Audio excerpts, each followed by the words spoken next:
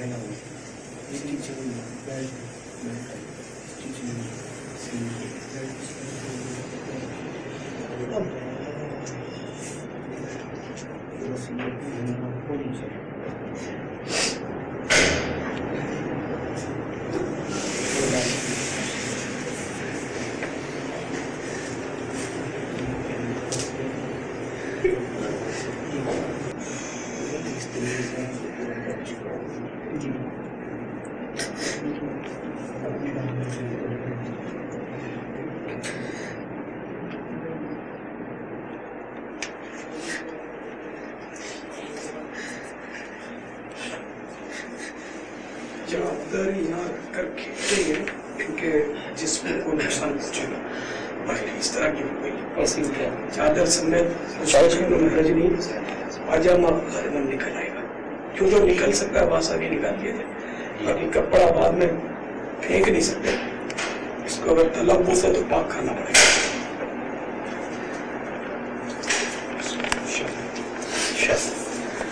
کمر میں ہاتھ بہت کمر میں وہ کپڑا ہوتا ہے.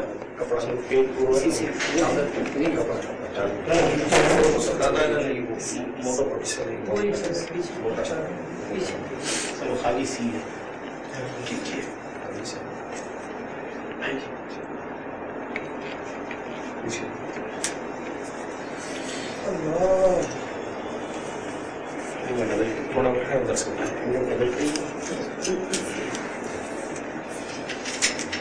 تھوڑا بہت احتیاط سے تھوڑا پٹے کو نیچے کا پھیلا نہیں چاہتے. کمر پر اسی ترکیب سے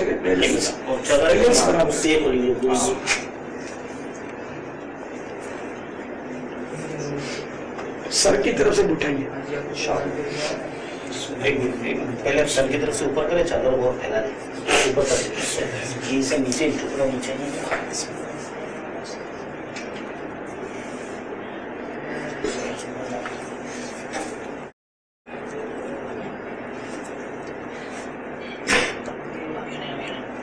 چادر اوپر ادھر سے بڑھ مدد سے دوبارہ کاٹی گئی. چادر کٹی گئی پہلے شادی شروع کری گئی. چادر بنے جی کیا اگر چادر نہ بھی رکھنی ہو تو چاروں طرف سے یہ چادر چاروں کی اٹھی جائے. چادر جو موجود ہے وہی اٹھ جائے گی.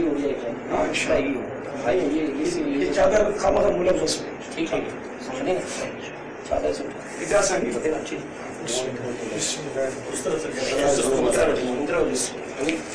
اجازت پگ رکھی ایسا لے بسم اللہ.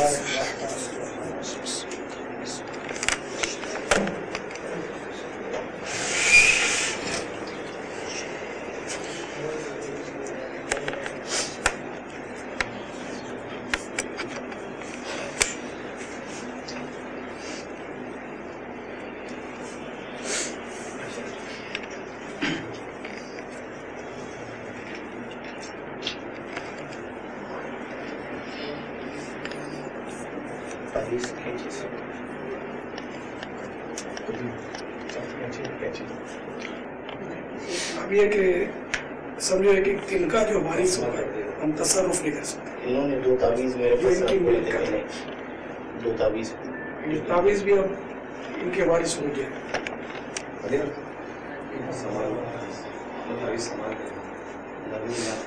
اب یہ کہ جو غسل دیں گے 2-3 اس میں مخصوص وہی اندر رہیں گے, باقی سب باہر جائیں گے.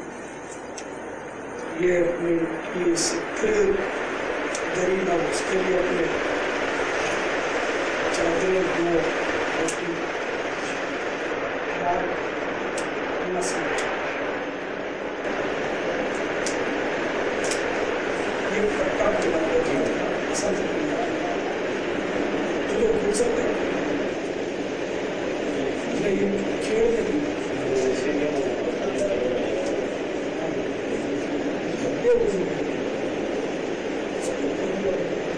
इसके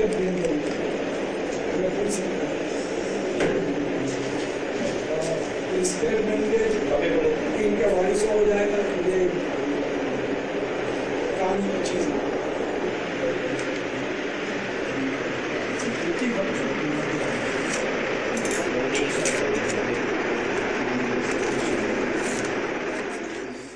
जाएगा जब जहाँ से कुछ भी न पास होगा,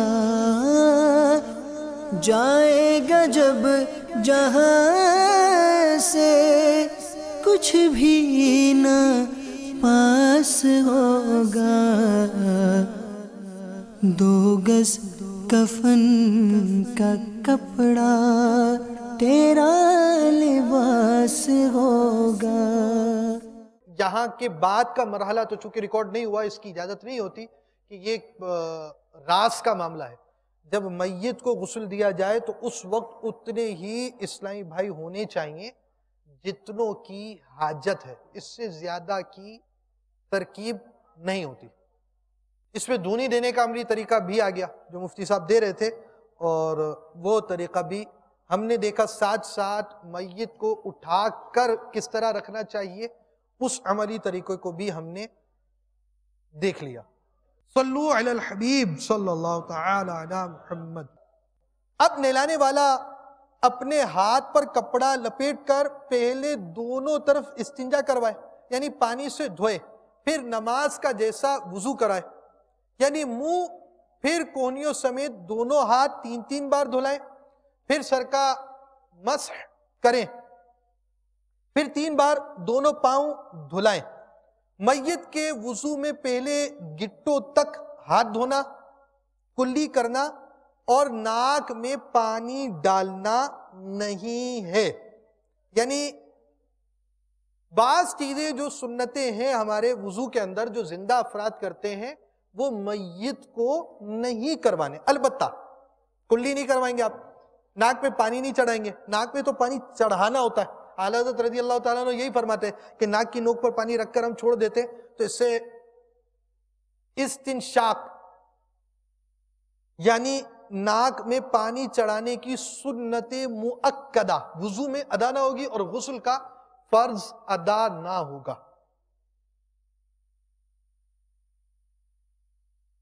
तो बहरहाल वो पानी चढ़ाने की अब सूरत ही नहीं है, उसमें जान ही नहीं है कि पानी चढ़ सके, कि ये ऊपर सूंघ सके। आप पाइप के जरिए कोई सूंघाना चाहे और अजियत दे तो इसकी भी इजाजत नहीं है। अलबत्ता कपड़े या रुई की फुरेरी भिगोकर दांतों, मसूड़ों, होठों और नथनों के पर फेर दिए जाए। इंशाअल्लाह अज़्ज़ा वजल इसका भी अमली तरीका भी आपको दिखाया जाएगा। फिर सर या दाढ़ी के बाल हों तो धोएं। अब बाईं यानी उल्टी लेफ्ट करवट पर लिटाकर, अब जब उल्टी करवट पर लिटाएंगे तो ऊपर कौन सी करवट आई? सीधी, राइट साइड ऊपर आ गया, उल्टी नीचे आ गई। लिटाकर बेरी के पत्तों को का जोश दिया हुआ जो अब नीम गरम रह गया हो और ना हो तो खालिस नीम गरम पानी सर से पांव तक बाहें के तख्ते तक पहुंचे। फिर सीधी करवट लिटाकर इस तरह तरकीब बनाए, फिर टेक लगाकर बिठाएं और नरमी के साथ नीचे को पेट के निचले हिस्से पर हाथ फेरे और जो कुछ निकला हो तो धो डालें। दोबारा वुजू और गुस्ल की हाजत नहीं। फिर आखिर में सर से पांव तक काफूर का पानी बहाएं।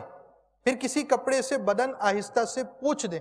1 मरतबा सारे बदन पर पानी बहाना फर्ज और 3 मरतबा सुन्नत है। गुस्ले मैयत में बेतहाशा पानी ना बहाएं, आखिरत में 1-1 कतरे का हिसाब है, ये याद रखें। सल्लु अलल हबीब सल्लल्लाहु तआला अला मुहम्मद। सुन्नतों भरा गुस्ले मैयत देना इन انتہائی آسان کام ہے. دیکھیں تفصیل ہم آپ کو بیان کریں گے، مگر ابھی تفصیل سے پہلے آپ چند چیزیں تحریر کر لیں، نوٹ کر لیجئے. آپ کو ہم بعض مراحل جو ہیں وہ تحریر کرا دیتے ہیں. جب آپ کے ذہن میں ایک مرحلہ ہوگا پھر اس کا فائدہ یہ ہوگا کہ آپ بڑے آرام کے ساتھ ساری چیزیں دیکھیں گے. دیکھیں ابھی آپ کو جو سلسلہ دکھایا جائے گا اس میں بہت ساری تفصیلات ہیں، احتیاطیں بھی ہیں. تو اب آپ تفصیل اور احتیاطوں کے پیش نظر ایسا نہ ہو کہ غسل کے طریقے کے اصل مراحل کو بھول جائیں. تو لہٰذا ابتداءً غسل کے مراحل کو آپ تحریر کر لیں، مدنی چینل کے ناظرین بھی لکھ لیں تاکہ آپ کو یاد رکھیں. صرف 7 مراحل پیش نظر رکھنے. 7 مراحل ہو گئے آپ کا غسل میت ہو جائے گا. یہ بات یاد رکھیں کہ آپ تختے کی دھونی دے چکے ہیں اور میت کو اٹھا کر تختے پر لا چکے ہیں. یہ تو آپ دیکھ ہی چکے ہیں ہمارے سلسلے کے اندر. اب آپ کا سلسلہ آگے جاری ہے. غسل کے ہی 7 سٹیپ ہیں، یعنی میت جب تختہ غسل پر آ گئی 7 مراحل آپ نے پورے کر دیے. غسل میت سنت و برا غسل میت ہو گیا. پہلی چیز لکھیے، دونوں طرف استنجا کرانا. میت کو دونوں طرف استنجا کروانا. اس کا طریقہ آپ کو بیان کیا جائے گا، احتیاطیں بھی انشاءاللہ عز و جل آپ دیکھ سکیں گے. نمبر 2، وضو کرانا. یعنی فرائض کے جو اعضاء ہیں، چہرہ دھونا، دونوں ہاتھ کونیوں سمیت دھونا، چوتھائی سر کا مسح کرنا، پیروں کا دھونا، اعضاء یعنی آپ کے وہی ہوں گے جو فرائض وضو کے ہیں، مگر مقدار سنتوں کے مطابق ہوگی. یعنی چہرہ دھونا تو 3 بار چہرہ دھویا جائے گا، کوہنیوں سمیت دونوں ہاتھوں کا دھونا تو یہ بھی 3 بار ہوگا. چوتھائی سر کا نہیں بلکہ پورے سر کا مسح کریں گے، اور دونوں پیر ٹخنوں سمیت 3 مرتبہ دھوئے جائیں گے. اب یہ آپ کا دوسرا کام ہو گیا. پہلا کام دونوں طرف استنجا کروایا، دوسرا کام آپ نے وضو کیا. تیسرا کام سر یا داڑھی کے بال دھونا. تو داڑھی والے کتنے خوش نصیب عاشقان رسول ہیں کہ دھلی ہوئی داڑھی لے کر سرکار کی بارگاہ میں حاضر ہوں گے. سرکار کا جب زیارت کرائی جاتی ہے تو داڑھی بھی ہماری دھلی ہوئی ہوگی انشاءاللہ عز و جل. تو سر اور داڑھی کے بالوں کو دھونا تیسرا کام. چوتھا کام، میت کو آپ الٹی کروٹ دیں گے تو کون سی کروٹ اوپر ہو گئی؟ سیدھی کروٹ اوپر ہو گئی. تو سیدھی کروٹ میں اب آپ نے جہاں تک دھویا ہوا تھا یہ گردن سے آپ نے دھونا شروع کیا، یہاں سے لے کر آخر تک آپ دھوتے چلے جائیں گے. تو یہ چوتھا کام ہو گیا. پانچواں کام یہ ہوگا کہ اب آپ سیدھی کروٹ دیں گے. جب سیدھی کروٹ دیں گے تو میت کی الٹی کروٹ اوپر ہو جائے گی. تو یہ یہاں سے دھو کر آپ آخر تک جسم کو دھو لیں گے. کتنے کام ہو گئے؟ 5 کام. چھٹا کام میت کو دوبارہ استنجا کروانا. پھر 7واں کام آپ کا کافور کا پانی سارے بدن پر گرانا. کون سے 7 کام ہیں؟ 7 کام. پہلا کام دونوں طرف استنجا کروانا، دوسرا کام وضو کروانا، تیسرا کام داڑھی یا سر کے بال کو دھونا، چوتھا کام سیدھی کروٹ آخر تک دھونا، 5واں کام الٹی کروٹ آخر تک دھونا، چھٹا کام استنجا کروانا، 7واں کام کافور کا پانی ڈالنا. صرف 7 کام کیا آپ نے، آپ کا سنت و برا غسل میت ہو چکا. جی ہاں، اس کی کچھ تفصیلات بھی ہیں، کچھ احتیاطیں بھی کرنی ہیں اور کس انداز سے کرنا ہے. آئیے آپ کو عملی طریقہ دکھاتے ہیں. صلو علی الحبیب صلی اللہ تعالی علی محمد. جگہ جی لگانے کی دنیا نہیں ہے، یہ عبرت کی جا ہے، تماشا نہیں ہے. اس میں سب سے پہلے توجہ یہ رہے کہ پہلے تو عرض کیا گیا تھا جیسے ہی کسی شخص کی روح بدن سے جدا ہو تو سب سے پہلے یہ ہونا چاہیے کہ اس کے اعضاء سیدھے کر دیے جائیں. باہر دنیا ہے فانی، نظر نہ کر اسے پر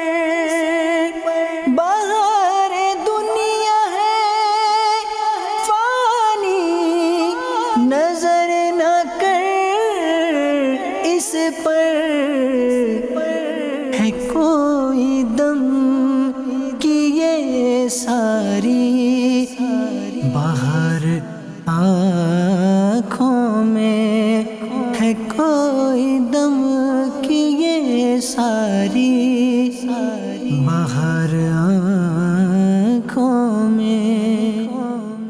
अब सबसे पहले वो पट्टियां बांधी गई थी जो फौतगी के फौरन बाद बांधी गई।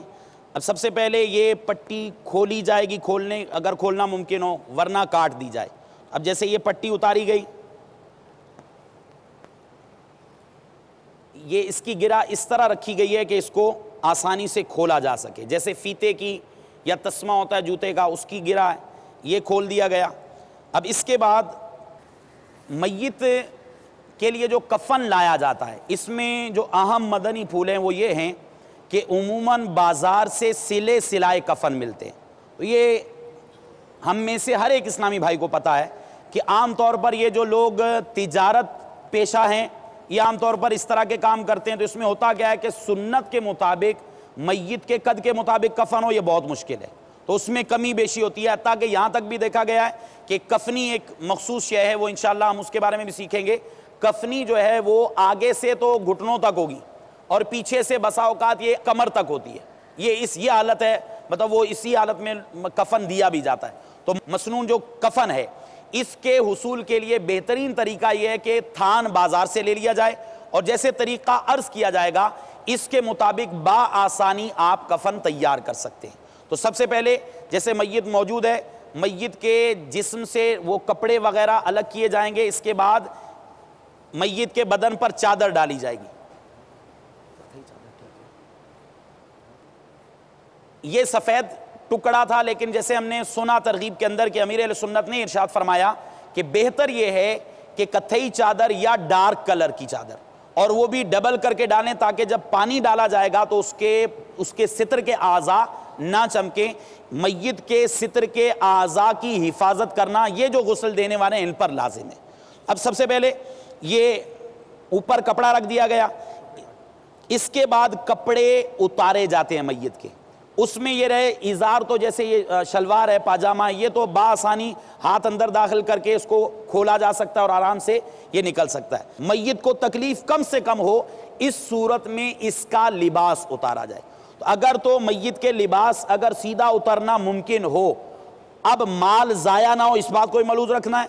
अगर लिबास वैसे उतर सकता और इसमें कम तकलीफ हो, कम अजियत हो, तो लिबास सही उतार लिया जाए।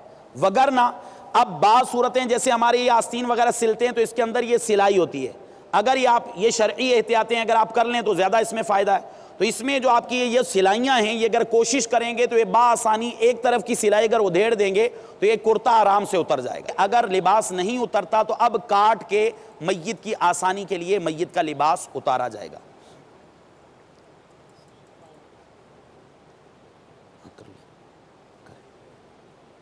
अब ये तसव्वुर कर लें कि इस तरह ये मय्यत के कपड़े नहीं उतरे तो इसको अलग किया जा रहा है।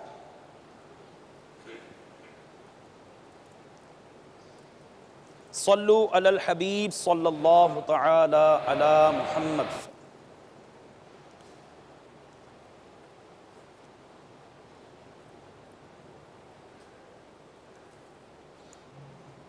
अब ये तसव्वुर कर लें कि ये कुर्ता उतर गया और इसी तरह इज़ार के नीचे जो लिफाफा, ये कपड़ा ऊपर का कपड़ा है, ये कपड़े के नीचे से हाथ डाल के वो इज़ार वगैरह इज़ार बंद खोल के तो ये मय्यत का जो है वो शलवार वगैरह उतार दी गई। इसके बाद जो कफन के लिए कपड़ा लाया जाता है, इस कपड़े के काटने का मखसूस अंदाज है। ये एक लिफाफा है, ये वही बिल्कुल सीधा कपड़ा है। इसको जब हमने काटा तो इसका अंदाज मुलाजा फरमा लीजिए। ये कोने पे आप इस अंदाज पे हाथ अपना रख के, जितना आपके हाथ का साइज़ है इतना आपने, ये पूरे का पूरा ये चौड़ाई में कपड़ा है, अब इतना एक जितना आपका हाथ का साइज़ है इतना आप हाथ का साइज़ रख के इसको यहाँ से काटेंगे कपड़े को। ये बिल्कुल ऐसे ही कटा है, इसको यहाँ से काट के इसको डबल कर लिया। अब ये इस तरीके से साइडों से इसके सिलाई हो गई तो ये लिफाफा बन गया। ये लिफाफा वो है जो गुस्ल देते हुए सितर पर हाथ ना लगे, इसके लिए तैयार किया गया। ये इतना हो कि कम से कम आपकी कलाई तक आ जाए, फिर ऊपर से इसको ये किसी धज्जी वगैरह से बांध दिया जाए। अब सबसे पहले میت کو استنجا کروایا جائے گا۔ اس میں طریقہ کار یہی ہے کہ غسل دینے والا بائیں ہاتھ پر یہ لفافہ چڑھا لے گا، اور اس کے بعد میت کی ٹانگوں کی ہیئت ایسی کی جائے گی کہ جیسے کپڑا ہے تو کپڑے کے اندر سے ستر کے مقام تک ہاتھ پہنچ سکے، اس طریقے سے کپڑے کے اندر سے ہاتھ ڈال کر، بعض اوقات ٹانگ کو تھوڑا سا اٹھانا بھی پڑتا ہے تاکہ جو پیچھے کا مقام ہے تھوڑا سا وہ ستر تھوڑا سا اس پوزیشن میں آ جائے کہ وہاں تک ہاتھ پہنچے، اور اس کو باقاعدہ اوپر سے پانی ڈالنے والا ایک اسلامی بھائی جو معاون ہے وہ پانی ڈالتا رہے گا، اور اس طرح پانی اندر جائے گا تو یہ اس طریقے سے میت کو یہ استنجا کروایا جائے گا۔ عموماً ہمارے ہاں اسلامی بھائیوں کو عام طور پہ جب وضو کرتے ہیں، غسل کرتے ہیں تو پاکی ناپاکی کے معاملات کا خیال نہیں رکھتے۔ یہ یاد رکھیے، پاکی ناپاکی کے مسائل کا سیکھنا ہم پر فرض ہے، اور ہر وہ احتیاط کہ جس کی وجہ سے، مثال کے طور پر اگر بے احتیاطی کے باعث جسم ناپاک ہو رہا تھا، بے احتیاطی کے باعث کپڑے ناپاک ہو رہے تھے، بے احتیاطی کے باعث کوئی پاک چیز ناپاک ہو رہی تھی، تو اب ہمیں اس کی اہمیت اور قدر کے مطابق احتیاطی تدابیر اختیار کرنا بعض اوقات فرض ہوتا ہے اور بعض اوقات واجب ہوتا ہے۔ اب جو اسلامی بھائی غسل دے رہے ہیں تو جو معاون ہے اس اسلامی بھائی کو آپ مخصوص کر دیں کہ یہ ایک ہاتھ سے مطلب وہ مگ سے پانی وغیرہ جب ڈالے تو وہ پانی ڈالنے کے بعد وہ نہ مگ کو نیچے رکھے، نہ اس کو کہیں اور ایسی جگہ لگنے دے کہ جس کی وجہ سے کوئی ناپاکی کے قطرات وغیرہ اس بالٹی کے اندر جائیں۔ پہلی احتیاط یہ۔ دوسری احتیاط یہ ہے کہ جب پانی عام طور پہ گرم کیا جاتا ہے، وہ بیری کے پتوں والا پانی، جب یہ نارمل کنڈیشن میں آتا ہے تو اب اس کیا کیا جاتا ہے، اگر وضو نہیں ہے، ہاتھ دھلے ہوئے نہیں ہیں تو پانی چیک نہیں کر سکتے، پانی مستعمل ہو جائے گا۔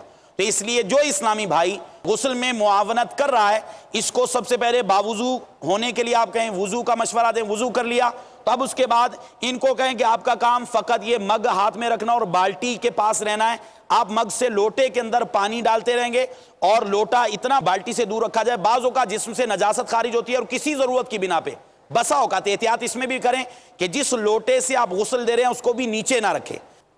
یہ اسلامی بھائی پانی دے رہے ہیں، پہلے سب سے پہلے استنجا ہوا، اب جیسے انہوں نے اپنے دوسرا معاون ہے وہ ایک اسلامی بھائی غسل دے رہا ہے، ایک اسلامی بھائی پانی مطلب لوٹے کے اندر ڈال رہا ہے، اور ایک اسلامی بھائی معاونت کرتے ہوئے پانی ساتھ ساتھ بہائے گا۔ اب سب سے پہلے استنجا ہو گیا، استنجا کے بعد یہ جو دھجی ہے بعض اوقات امکان یہ ہے کہ یہ نجس ہو جائے گی، اگر نجس ہو گئی کوئی ایسی صورت ہے تو اب یہ ساتھ میں ایک ایسا ڈسٹ بن وغیرہ یا ایسا شاپر آپ رکھیں جس کے اندر یہ دھجیاں آپ ڈالتے جائیں۔ اب یہ استعمال اس کا ہو گیا، یہ ڈال دیا اندر، اب اس کے بعد اپنے ہاتھ اچھے طریقے سے نیچے کر کے دھو لیں۔ ہاتھ دھونے کے بعد اب نماز کی طرح وضو کروایا جائے گا۔ تو وضو کے اندر کیا ہے، سب سے پہلے وضو کے 4 فرض ہم نے سیکھے ہیں، وہی 4 فرض پورے کیے جائیں گے۔ تو سب سے پہلے اب یہ ان کا چہرہ ہے، چہرے پر ایک اسلامی میں پانی ڈالیں گے اچھی طرح اور نرمی سے محبت اور شفقت کے ساتھ یہ ملتے ہوئے گویا پورا ان کا چہرہ دھو رہے ہیں، اس طریقے سے کہ پیشانی کے بال جہاں عادتاً جمتے ہیں وہاں سے لے کر ٹھوڑی کے نیچے تک، ایک کان کی لو سے دوسرے کان کی لو کے درمیان اس پورے حصے پر اچھی طرح آپ نے پانی بہانا ہے۔ یہ پانی بہہ گیا، اس کے بعد یہ پہلا فرض ادا ہو گیا۔ اس کے بعد اب دوسرے فرض ہے دونوں بازو کوہنیوں سمیت دھونا۔ پہلے دایاں بازو دھلے گا، وہی دایاں بازو جس طرف چہرہ ہے میت کا۔ اب یہ دایاں بازو جس طرح وضو میں دھوتے ہیں بعینی وہی طریقہ ہوگا، آپ انگلیوں کے پوروں سے دھونا شروع کریں گے، یہ نرمی سے پانی ڈال رہے ہیں اور نرمی کے ساتھ یہ انگلیوں کا خلال وغیرہ کرتے ہوئے اچھے طریقے سے کوہنیوں سے اوپر، یہ آدھی جو آپ کا یہ کوہنیوں کے اوپر کا حصہ آدھا بازو یہاں تک دھو لیں، اس کو 3 مرتبہ اس کو دھو لیا جائے۔ پھر یہ دوسرا بایاں بازو، اس کو بھی اسی طرح دھوئیں گے، پھر اچھی طرح پانی بہا لیں کہ کوئی حصہ خشک نہ رہے۔ یہ دوسرا فرض ادا ہو گیا۔ اس کے بعد تیسرا فرض ہے چوتھائی سر کا مسح کرنا، سر کا مسح ہو گیا۔ پھر اس کے بعد چوتھا فرض ہے دونوں پاؤں ٹخنوں سمیت دھونا۔ اب یہ دونوں پاؤں اچھے طریقے سے پانی ڈالتے ہوئے جو سنت طریقہ ہے اس کے مطابق دونوں پاؤں یہ دھو لیے جائیں گے، یہاں تک یہ دونوں پاؤں یہ ٹخنوں سمیت دھل گئے، آدھی پنڈلی تک دھو لیں تو یہ زیادہ بہتر ہے۔ امید ہے یہاں تک تو سب کو سمجھ میں آ گیا ہوگا۔ سب سے پہلے کیا کرنا ہے، جو احتیاطیں عرض کی گئی وہ احتیاطیں ملحوظ رکھنی ہے۔ میت کو استنجا کروانا ہے، پھر اس کے بعد نماز کی طرح وضو کروائیں گے، اس میں سب سے پہلے چہرہ، دونوں بازو، سر اور پھر یہ جو پاؤں، یہ 4 چیزیں ہیں، 3 چیزوں کا دھونا اور 1 چیز کا مسح کرنا یہ فرض ہے۔ اس میں چونکہ کلی نہیں ہے، ناک میں پانی ڈالنا نہیں ہے، اسی طرح یہ پونچے وغیرہ دھونا نہیں ہے، اس میں کیا کریں گے کہ اگر روئی وغیرہ یا گیلا کپڑا ہے، یہ روئی گیلی کر کے جیسے یہ پانی روئی پہ لگا کے اچھی طرح یہ ان کے ہونٹوں کے وہ حصے جو ملے ہوئے ہیں اور اندر دانت وغیرہ یا مسوڑے، اس کو اچھی طرح کر لیا جائے۔ پھر اس کے بعد دوسری روئی لے کر اس کو بھگو کر جو ناک کے نتنے ہیں، یہ نتنوں کے اندر کا مقام یہاں پر بھی اس کا اچھی طریقے سے اس کو بھگو لیا جائے گا۔ یہ وضو ہو چکا۔ اب اس کے بعد جیسے عام طور پہ صابن استعمال کیا جاتا ہے، تو جو ہمارا وہ جو پتے تھے بیری کے پتے، ان کا جوش دیا ہوا قابل برداشت پانی جب یہ ہو تو صابن کی حاجت نہیں ہے، صابن اگر استعمال کرنا چاہیں تو جب بھی اس میں کوئی حرج نہیں ہے۔ تو اب صابن استعمال کرتے ہوئے سر پہ اچھی طرح پانی ڈال کے آپ اس سر کو بھی اچھی طرح دھو لیں، صابن وغیرہ استعمال کرنا تو صابن استعمال کر لیں، داڑھی کے بال اچھی طرح دھو لیں۔ یہ 2 چیزیں دھونے کے بعد اب بائیں کروٹ پر میت کو لٹائیں گے کہ دایاں کندھا اوپر آ جائے گا۔ دایاں کندھا یعنی آپ وہی پوزیشن ہے، یہ میں کھڑا ہوں میت کے سر کی طرف، میرا دایاں کندھا یہ بنتا ہے، اب یہ دایاں کندھا اس طرح اوپر آئے گا کہ بایاں کندھا نیچے چلا جائے گا اور سر سے لے کر پاؤں تک جسم کے ہر حصے پر اس طرح پانی بہا جائے گا کہ یہ پانی تختے تک پہنچ جائے۔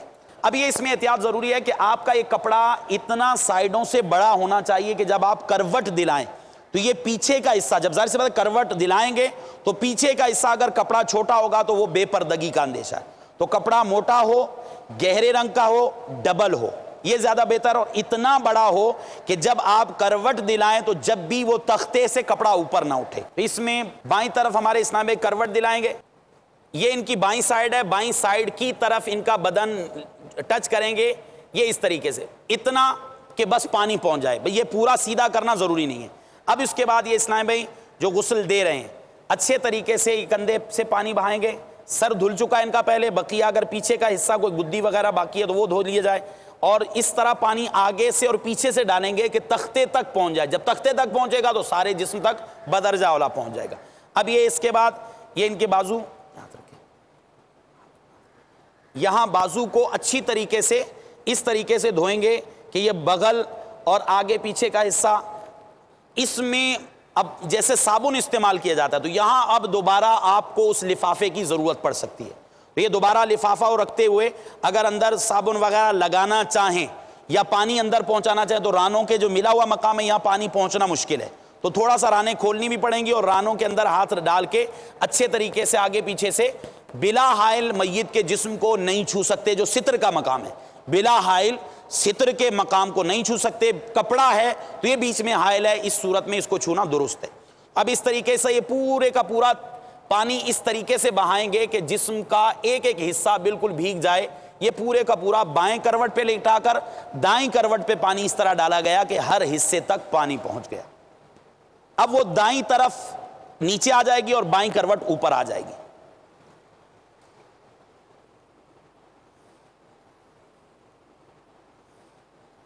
اب یہ ہمارے اسلام بھائی یہ دیکھیں کپڑا آپ کو نظر آ رہا ہوگا اسکرین پر، کپڑے کی یہ کیفیت ہے کہ کپڑا یہ میت کے تختے پر رہے۔ اس کے بعد آپ نے وہی اسی طریقے سے کندھے کی طرف سے پانی بہانا شروع کرنا ہے، اس طریقے سے سر سے بائیں، کندھے سے بائیں، اس طریقے سے کہ ہر حصہ اچھی طرح دھل جائے، اور اس کے بعد یہ بازو اچھے طریقے سے دھلیں گے، بازو کے ساتھ ساتھ یہ بغل اور یہ پیچھے پشت پہ اچھی طرح پانی بہائیں گے۔ اگر حاجت ہے تو پھر وہی کپڑا ہاتھ پر چڑھا کر، لفافہ ہاتھ پر چڑھا کر پھر ہی ستر کے مقام کو ٹچ کر سکتے ہیں، تو اس طرح یہ اچھے طریقے سے ایسے کرتے ہوئے پھر ٹانگیں اٹھا کر رانے تھوڑی سی کھول کے اچھے طریقے سے پانی بہاتے ہوئے ہاتھ سے ملنا ہے حتیٰ کہ یہ پورے کا پورا جسم دھل جائے۔ اس کے بعد نرمی سے میت کو اٹھانا ہے اور پیٹ پر نرمی سے ہاتھ پھیرنا ہے، یہ تھوڑا سا ان کو اوپر، یہ پورا سٹنگ پوسچر تو نہیں بن سکتا، اتنا ہو کہ تھوڑا سا اوپر آ جائیں، نرمی سے پیٹ پر ہاتھ پھیریں گے۔ اگر نجاست خارج ہو تو اب کیا کریں گے، نجاست کو دھو دیا جائے گا، اس طریقے سے اتنا پانی بہا جائے کہ اب غالب گمان ہو کہ اب نجاست کا اثر باقی نہیں رہا، تو اب جب نجاست کا اثر باقی نہیں رہا تو انڈرسٹوڈ ہے یہ پاک ہو گیا. اب اس صورت میں وہ دوبارہ غسل کے اعادے کی حاجت نہیں, دوبارہ غسل دینے کی ضرورت نہیں ہے. 7واں مرحلہ پورے جسم پر کافور کا پانی بہانا. جگہ جی لگانے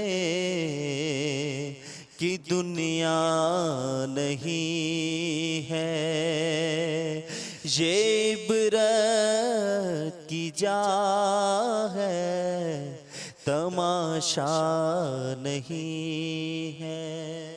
جگہ جی لگانے کی دنیا نہیں ہے, یہ عبرت کی جا ہے, تماشا نہیں ہے. چند مسائل غسل بھی سماعت فرمائیں. ایک مرتبہ سارے بدن پر پانی بہانا فرض اور 3 مرتبہ سنت ہے. جہاں غسل دیں مستحب یہ ہے کہ پردہ کر لیں کہ سوا نہلانے والوں اور مددگاروں کے دوسرا نہ دیکھے, یہ مستحب ہے. نہلاتے وقت خواہ اس طرح لٹائیں جیسے قبر میں رکھتے ہیں, یا قبلے کی طرف پاؤں کر کر, یا جو آسان ہو. جس طرح یہ جو لکھا ہوا خواہ اس طرح لٹائیں جیسے قبر میں رکھتے ہیں, اس سے کیا مراد ہے؟ قبر میں کیسے رکھتے ہیں؟ قبر میں یوں رکھتے ہیں کہ چہرہ قبلے کی طرف ہو. نہلانے والے کے پاس خوشبو سلگانا مستحب ہے کہ میت کے بدن سے بو آئے تو اسے پتہ نہ چلے ورنہ گھبرائے گا. نیز اسے چاہیے کہ بقدر ضرورت اعضائے میت کی طرف نظر کرے, بلا ضرورت کسی عضو کی طرف نہ دیکھے کہ ممکن ہے کہ اس کے بدن میں کوئی عیب ہو جس سے وہ چھپاتا تھا. یہ ستر کا مسئلہ نہیں ہے, ستر تو دیکھنے کی اجازت ہی نہیں ہے.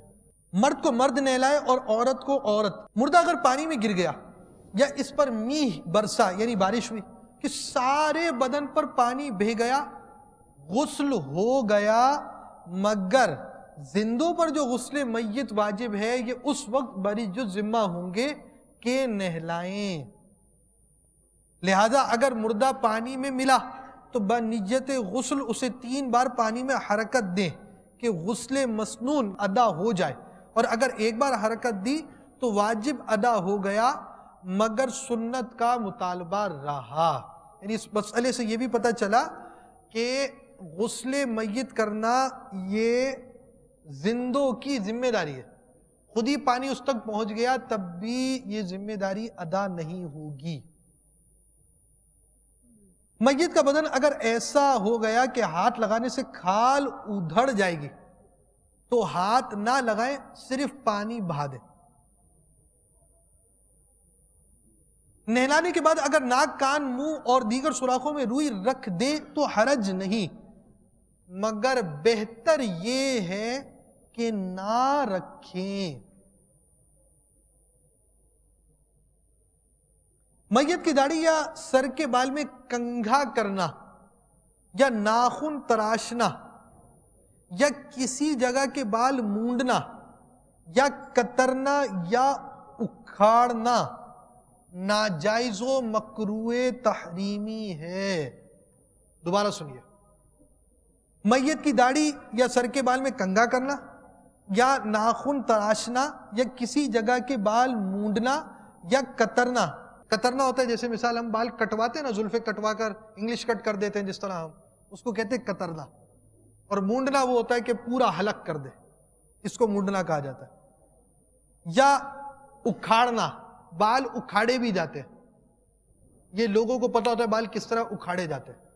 یہ سب ناجائز و مکروہ تحریمی ہے, بلکہ حکم یہ ہے کہ جس حالت پر ہے اسی حالت میں دفن کر دیں. ہاں اگر ناخن ٹوٹا تو اسے لے سکتے ہیں, ادھڑ گیا ناخن, اب اس کو لے سکتے ہیں. اور اگر ناخن یا بال تراش لیے تو کفن میں رکھ دیں. اگر غلطی سے آپ نے ایسی غلطی کر دی کہ ناخن کاٹے یا بال کاٹ دیے تو اب کفن میں رکھ دیے جائیں. میت کے دونوں ہاتھوں کروٹوں میں رکھیں, سینے پر نہ رکھیں کہ یہ کفار کا طریقہ ہے. بعض جگہ ناف کے نیچے اس طرح ہاتھ رکھتے ہیں جیسے نماز کے قیام میں، یہ بھی نہ کریں. میت کے دونوں ہاتھ کروٹوں میں، سائیڈوں میں رکھے جائیں گے. بعض جگہ دستور ہے کہ عموماً میت کے غسل کے لیے کورے گھڑے لے کر آتے ہیں، یعنی آپ سمجھے کہ مٹکے لے کر آتے ہیں. اس کی کچھ ضرورت نہیں ہے، گھر کے استعمالی گھڑے لوٹے سے بھی غسل دے سکتے ہیں. اور بعض یہ جہالت کرتے کہ غسل کے بعد توڑ دیتے ہیں، یہ ناجائز و حرام ہے کہ مال ضائع کرنا ہے. اور اگر یہ خیال ہو کہ نجس ہو گئے تو یہ بھی بات فضول ہے. اولاً تو اس پر چھینٹیں نہیں پڑتی، اور پڑے بھی تو راجع یہ ہے کہ میت کا غسل نجاست حکمیہ دور کرنے کے لیے ہے، تو مستعمل پانی کی چھینٹیں پڑی، اور مستعمل پانی نجس نہیں. جس طرح زندوں کے وضو و غسل کا پانی، اور اگر فرض کیا جائے کہ نجس پانی کی چھینٹیں پڑی تو دھو ڈالیں، پاک ہو جائے گا. اور اکثر جگہ وہ گھڑے وغیرہ مسجدوں میں رکھ دیتے ہیں. اگر نیت یہ ہو کہ نمازیوں کو آرام پہنچے گا اور اس کا مردے کو ثواب ملے گا تو یہ اچھی نیت ہے اور رکھنا بہتر ہے.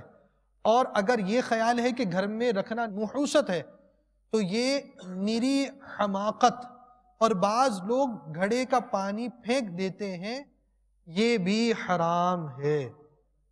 اور اس میں مزید بھی احکام ہے، وارث کا مال ہے یا نہیں ہے، باہر شریعت میں اس کو دیکھ لیا جائے اور سمجھ لیا جائے.